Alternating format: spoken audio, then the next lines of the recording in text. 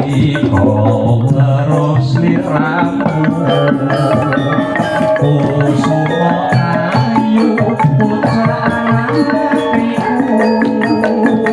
mantan manis lamun dahulu maraati lemati marang aku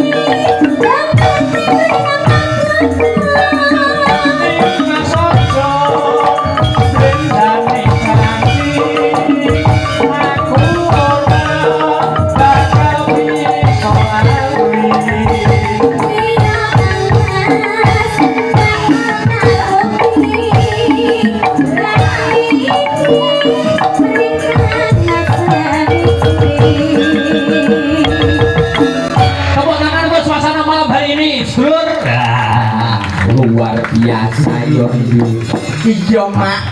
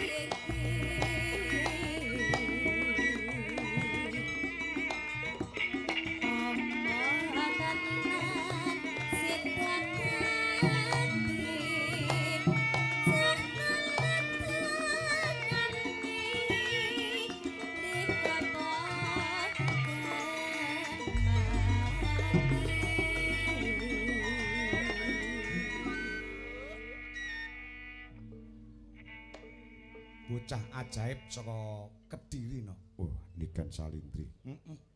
Pinter, ayu, suarane apik, ya tegane kambil ijo, bejane sok men sing duwe bojo Niken ya no. Iya. Heeh. Ning urung mikir kuwi bakune isih sekolah lan berkarir. Ya, ya ngono to no. Nggih, Pak. Nggih, jan semangate. Suarane iso cemengkling cah kok ora duwe kesel. Ki mesti sedina ping pira? 3, Pak. Poh kaya nguntil nguntal pil. Sedina ping 3 bakah men. Pendekar Kediri kudu renek kesel ya, Nok. Nggih, Pak. Oke, lanjut sih. Masuk. Mendah boya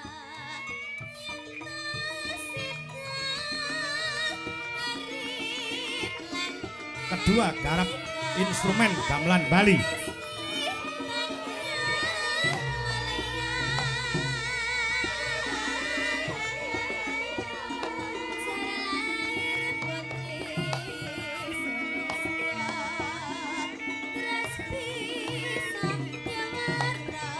Ya.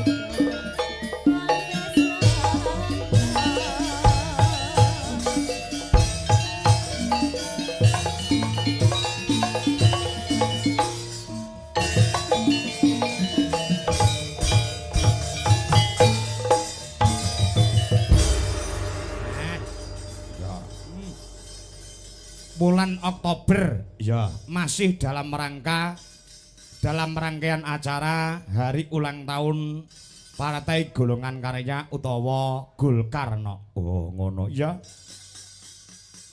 Ingkang kaping pira? Pak insyaallah ingkang kaping 60. Oh ngono ah. 60 tahun utawa 60 tahun ya. Dasare Partai Golongan Karya atau secara umum disingkat Partai Golkar adalah sebuah partai politik di Indonesia yang didirikan sebagai sekretariat bersama Golongan Karya wi pada tahun 1964 utawa 1964 ya.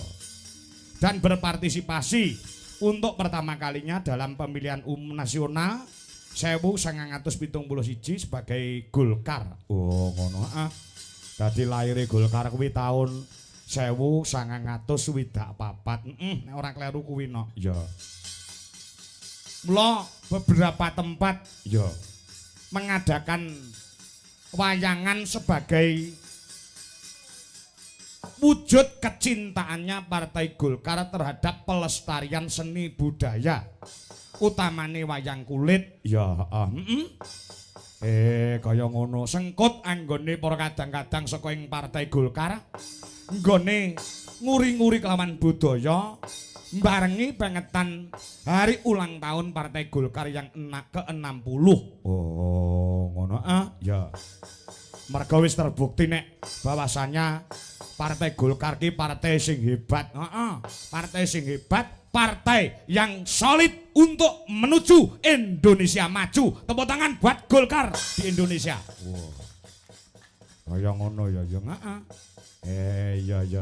Wis teruji dan terbukti nek Partai Golkar ki pancen partai yang sangat luar biasa. Oh, ngono ah. Ya. Ngestokake dawuh mula wujud kecintaannya terhadap pelestarian budaya sing tak aturke ngarep mau no. Ya. Iki bakal beberapa tempat digelar wayangan sing pertama kali kala wingi tanggal 18 Oktober kuwi rangkaian HUT Golkar ke-60 wayangan ana ing lapangan Gunung Sewu ana ing Kepuh Kertosono Kabupaten Nganjuk ya sing diprakarsai dening panjenengane tokoh spiritual budaya ya ngono ah uga sesepuh Partai Golkar ya ki panjenengane Rama Widodo wi tanggal 18 kepungkur ya lah tidak mau ketinggalan pada malam hari ini juga diadakan HUT Partai Golkar ya sing diadani ana ing Desa Jati Kalen. Oh ngono ah ngiras pantes tasyakuran panjenengane Bapak Muhammad Syafi'i sebagai anggota DPRD Kabupaten Nganjuk. Oh ngono ya iya luar biasa heeh. Sing angka 3 bakal digelar ana ngendi? Sing angka 3 wa insyaallah Partai Golkar akan wayangan lagi ana ing Kabupaten Trenggalek. Wi tanggal 2 November. Oh, ana Trenggalek. Heeh, dibacutke tanggal 16 ana ing Kota Pahlawan Surabaya November. Heeh, wi malam Minggu no. Oh, malam Minggu. Heeh. Wi sing kaping 4. Heeh. Iya. Ingkang kaping 5 kapan? Ingkang kaping 5 fa insyaallah engko nek ora tanggal 23 apa tanggal 30 November kuwi pas malam Minggu ya. Nang ngendi? Ngenteni panjenengane Pak Haji Karyo sing nanggap sumben tanggal kuwi.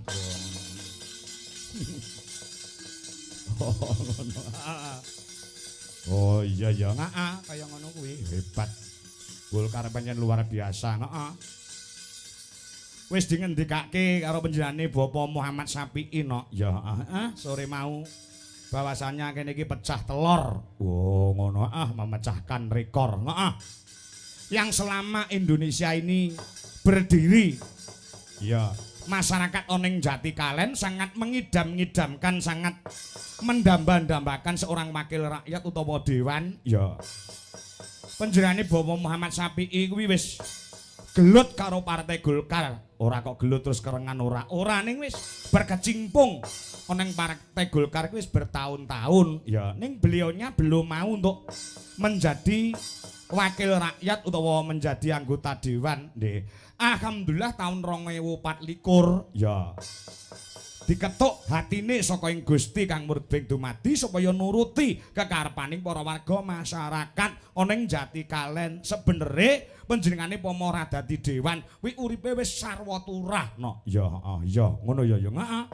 Ning bobote panggilan hati merga prinsipe panjenengane Pak Muhammad Syafi'i kuwi apik-apike wong becik-becike wong kuwi lamun tok uripe bisa piguna tumrap bebrayan agung utawa uripe bisa piguna tumrap wong akeh utawa wong pirang-pirang.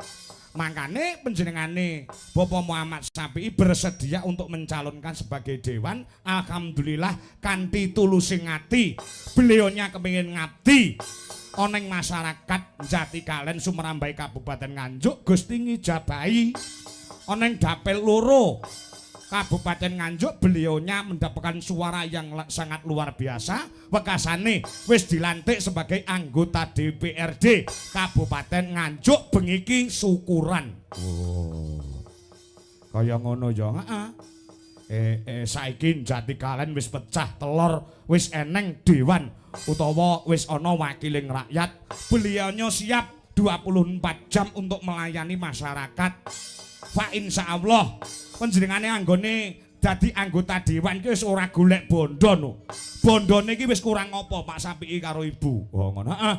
Daleme kaya ngono, usahane ya maju. Ya mung keikhlasan ati saka panjenengane Bapak Muhammad Syafi'i sing kepengin ngabdi marang masyarakat Jatikalen. Merga beliaunya mempunyai rasa handar beni tumraping Jatikalen, wekasane beliau maju lan iso kepilih dening lapisaning para kawula dasih. Oh iya. Iya kaya ngono ya, heeh. Pak insyaallah engko beliaunya dadi wakil rakyat sing bener-bener amanah nggone menyambung lidah rakyat utawa menampung aspirasi masyarakat oneng Jatikalen sehingga kedepannya Jatikalen menjadi lebih maju, lebih gondeli marang persatuan kesatuan. Pancen sing diajak kaya ngono no. Wah iya. Ngestoke dawuh kuwi pecah telur sing pisanan. Ya. Pecah telur sing kedua apa? Sing kedua wis ngene nduk, aku tak cerita ya. Aku sering cerita ning pagelaran. Aku wiwit Saba Nganjuk ya. Saba Nganjuk ki udakara taun 2012.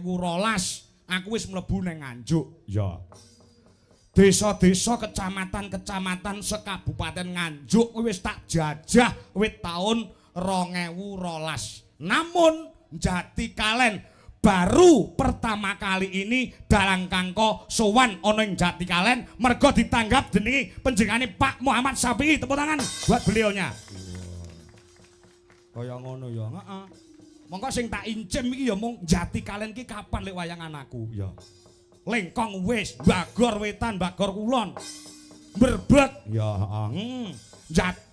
Tanjung Anom, Ngronggot, Luceret. ya.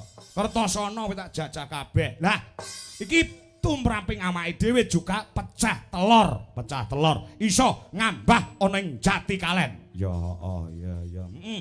Pecah telur yang ketiga selama saya menjadi dalang wiwit tahun 96 97 baru kali ini ditanggap uang belas ora dinyang. Oh ngono. Kaya ngono ya, Iya. luar biasa wong piyaine kaya ngono kok. Le grapyak le semanak karo ibu aku teko sore mau langsung bae ya. Oh ngono. Monggo Mas Kongko nggo pinarak mriko.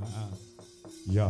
Ya, matur sembah nuwun wis pokoke muga-muga awake dhewe isane njurung pandonga kedepannya Partai Golkar tetap semakin solid, Kang Sarto semakin maju dan selalu berkarya untuk rakyat, untuk masyarakat Indonesia. Amin. Ya, Yo ngaturke lelagon apa? Mars Partai Golkar. Ya, Mars Partai Golkar. Ya. Yo. Kanca-kanca Dwijo Laras Indonesia. ya Komplit kabeh mangkat iki. Ya,